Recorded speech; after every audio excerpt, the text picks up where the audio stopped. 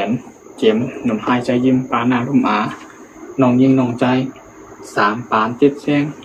ปีอายปีนั่งกูก็กูจะพูดเป็นกูป้าผู้ที่อันป้าวาสนาถอมข่าวเงาคือตอนยำตันแลมาเป็นFCของข่าวอยู่ในช่องใจวันเดี๋ยวช่องข่าวคือตอนกูร้องนั่นนะคะเนาะวันไม่ได้ก็ข่าวที่มาลาดเลยลองที่เป็นหมากนันก็ตูยื้อนะคะเนาะเกี่ยวกับเป็นลองที่เป็นอาวุธหลักหนักเลยตูยื้อมันว่าเป็นกัมพูชาว่าเป็นในไทยนะคะเนาะ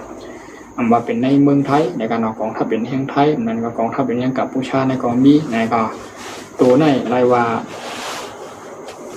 อาบตีมีในการมีในกองว่าอาบตีมีนะครับภายใต้แห่งกองทัพไทยและกองทัพกัมพูชาในกันนะว่าวันหนึ่งและมีเป็นปางตึกและสุกยุงเงาล้านโบกเข้มมาในอาปีใจตัวในเขามาหล่อตึกนะครับนั่นก็ห้องว่า M9 นะครับเนาะ M92 นะครับเนาะ M92 แล้วก็วูคันนะครับเนาะวูคันเนี่ยอันเป็นอาวุธหนักตัวนี้ก็เฮ็ดมาแล้วก็เฮ็ดมาสร้างมาเพื่อตาดีลบแลเป้าหมาย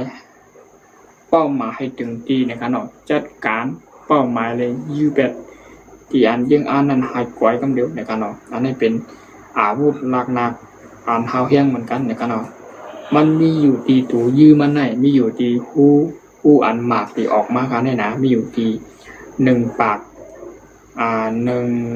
มีอยู่มีตั้งกันท่องว่าตั้งกวางมันกันนะท่อยิ่งนะครับว่าตั้งกวาง1 หมกแล้วก็1 ปาก22 เม็ดนะครับเนาะ22 เซนเม็ดนะครับเนาะหมายความว่าหมกมันก็ตีตานหมกไม่สร้างนะครับเนาะเพราะเล็กเพราะใหญ่นะครับบอกไม่ป้อไม่ปกนะครับเนาะตั้งนั้นแล้วก็มีอยู่ตี32 หมกคณะพร้อมเปิดดาดีจัดการเลยจ้อยนักซึกหลอดตึกเนี่ยหายเข้าว่าที่ผู้เขียมกำเดียวนะครับนะยื้อไหลตั้งหมดนะครับนะยื้อไหลตั้งไก่เนี่ยตัด20 กิโลครับนะตั้งหมดเนี่ย32 ทอนะต่อมันครับนะโอยื้อในภายใน16 วินาทีเนี่ยออกพร้อมกันหมดครับนะหมากตัว MKเป็นห้องว่า M92 ในคณะวูคานตัวไหนรายว่าเป็นอาวุธหนักตอนดาดีเขามาใจในบางตึกแปลเป็นอาวุธหนักอันเฮายังเหมือนกันในคณะเกี่ยวกับเลยลองอาวุธ M92 วูคานในคณะมันเป็นอาวุธที่อันยื้อไรไกลเห็มกากำในยื้อไร1 กำใน32 ลูกมองว่ากดปุ่มปั๊บเนี่ยก็16 วินาทีเนี่ยออกพร้อมกันทั้งหมดค่ะ32 ลูกเนี่ยหมากตัวเนี่ยอะไรว่าหาวเฮงเพราะว่าเป็นปังตื้อกันแต่เงาลายทุนคือบอกตื้อกันนั่นไหนเมืองหนึ่งไหนต้องมี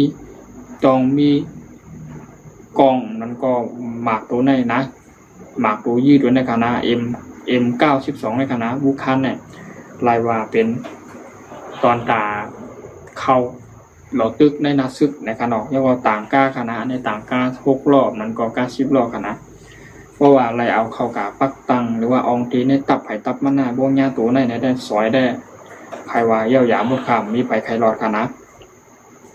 ยื้อไรดังการขึ้นและกลางวันในหมากตัวในคณะเพื่อห้องว่า M92 วูเคนในคณะวูคานในขณะวูคานมันเป็นหมากมันก็เป็นอาวุธหนักกองกลางอันใหญ่และอันยื้อไรไกลเลยหาวเฮียงพร้อมกันกำเดียว32 ลูกนะครับต่อมันมี32 ลูกคณะยื้อออกพร้อมกันหมดมันยื้อไรแมนเต้นะครับนะแมนเต้ยื้อไรฐานทัพเพราะว่าฐานทัพแน่เพราะว่ามันลอกเป้ายื้อกันในเอียงอ่านเป็นที่มันหายข่าวแน่ได้ตัวสกัดตัวยื้อสัญญาให้สัญญาก่อมใครสกัดราคาตัวในคณะรายว่าเป็นหมากที่อันนอกเมืองหรือว่าเงาลายนอกเมืองมันก็ฮาวายุคผงแตกมันเมืองยูเคนในกันเนาะอะไรเป็นบางตึกกันอยู่เงาลายย่างมาเดี๋ยวนี้บกขเข้มตั้งราชาและยูเคนในคณะครอบในซีแลบางโรน่าเพราะว่าฝ่ายในอินแห่งกองทัพฮาวาอะไรฮาวากองทัพเป็นแห่งไทยในก็อัพมีกองทัพเป็นแห่งกัมพูชากัมพูเดียในก็อัพมีในกันเนาะกองทัพเป็นแห่งลาวก็มีนะครับเมื่อเมืองมันมีกองไอปืนในตัวในคณะ M92 วูคานในคณะอะไรว่าเป็นหมากอันยืดและไกลได้ไว้เลยหาวเพียงขนาดสัตว์กำเดียวในคณะเนี่ย เดี๋ยวพองเดี๋ยวพ่นก็ได้วงอะไรกัดตกขนะรายว่าเป็นอาวุธหลักหนักอันตีมีหมากตัวอะไรเข้ามากีดขวางอะไรตัวได้ขนะเพราะว่าอะไรทำได้ทำได้ยื้อกันได้มูญาฐานทับเอ็นเที่ยงเรียนกันหลอดตึกสายนั่นเพราะว่าหมังเลยกับโตกสายนั่นกำเดียวนะ32 ลูกบูมี32ตัวได้ขนะเด็กผมกำเดียวนะตบเข้าแน่ได้ตั้งไกล20 กิโลนั่นต้องโคห้ำเข้าป่าแน่กำเดียวเลี้ยวพ่องกำลังรับค่าเป็นนักกองกำลังคณะหมากตัวไหนเลยว่าเป็นหมากอันตีเมืองยูเครนก็ดีนั้นก็ดังรัสเซียก็ดีมันก็ในกองทัพเป็นแห่งดูเมืองเตรียมเป็นปังตึกเลยนะซึกหลอกตึกกันได้เขาเอามาใจกันตัวไหนนะครับเนาะตัวยืดสกัดตัวที่ป้องกันภัยทางอากาศนะก็ใครยืดหยาบไปตัวไหนใครเฮียหยาบไปกันนะมันยืดไหลไก่เห็มกามันไวมันยืดไหลน้ำโหมันดีกัดแตกโหมันดีกัดแตกเพแทงเห็มนะยืดไหล32 ตัวเห็มก้านดีกัดแตกเพแทงในไรว่าเป็นอาวุธหลักหนักของกลางอันเท้าแห้งต่อตาดีเอาเข้ามาใจตึกในปังตึกนะครับเนาะมันใจแม่กวดมันใจแอกกามันใจแม่กวดมันใจหมักปีกล้วยขาตัวไหนมันหนักกว่านั้นเท้าแห้งกันนะครับวงในยืมมันในหลอดตึกในสุดยอดกันนะบนห้องว่าปืนในกระหน่ำกำไต้บนห้องว่ากองหลงมีมี32 ตัวในกระหน่ำ32 ตัวได้ตั้งใหญ่ก็ตามหลงไม่ป้อไม่สร้างในคณะไม่ป้อไม่ปกในคณะป้ออะไรยืนออกกับกำเลยใจเข้ายามกดผมในป้าบใน16 วินาทีเนี่ยออกพร้อมกันหมดค่ะหมักตัวน่ะ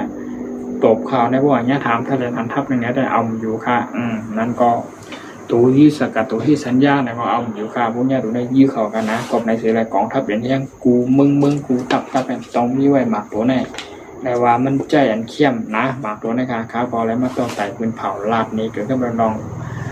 หมักกองมันก็บนห้องว่ากองหลงM92วูคานตัวแน่ลายว่าเป็นตีอ่านกองทัพอย่างแห้งกูเมืองหลายโอกาสใจตูเด็บปักตาไว้เวลาพอเขายามมีนัดซึกหลอดตึกผู้เขียนเมืองเนี่ยใจตัวในเขากับจัดการเนี่ยนะครับเนาะมันไวเห็นกับมันยื้อเลยน้ำนะครับเนาะเกี่ยวกับเรื่องลองหูคอตีไรมาลานโดยลอง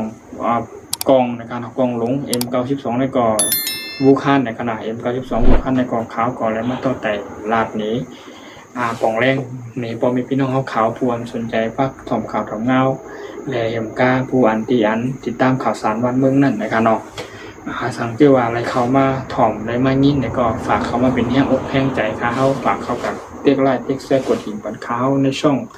ข่าวคือตอนกูร้องนั่นหนังเขาว่าจะได้ติดตามข่าวสารวันเมืองใหม่ๆนั่นเขาก็อะไรมาอัปเดตในโลกปันปอมีพี่น้องเขาผู้จัดกดปันกูป้าอะไรยินช่วงความเปลี่ยนนำขานอที่เขามาบันแห้งขาเขาในช่อง